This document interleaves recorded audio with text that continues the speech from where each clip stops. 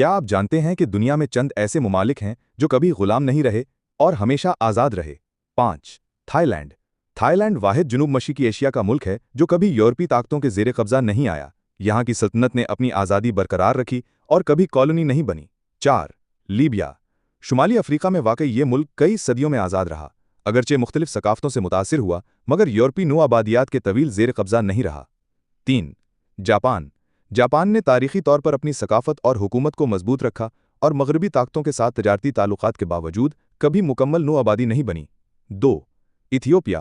Africa का वाहिद मुल्क जो बेशतर नूआबादियाती दौर में आज़ाद रहा, सिवाय एक मुख्तसर इटली कब्ज़े के वक्त के, अपनी तारीख़ी सल्तनत के तहत खुद मुख्तार रहा। 1. भूटान। हिमालय के पहाड़ों में वाक़ई ये छोटा मुल्क हमेशा आज़ाद रहा, अपनी सल्तनत और सकाफ़त के साथ, और कभी किसी यूरोपीय या बड़ी ताकत के ज़ेरे असर नहीं आया।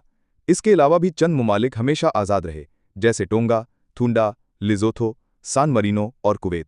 ये ममालिक हमें याद दिलाते हैं कि आज़ादी हमेशा काबिल कद्र है और कुछ कौमें अपनी आज़ादी को हर हाल में बरकरार रखने में कामयाब रही हैं।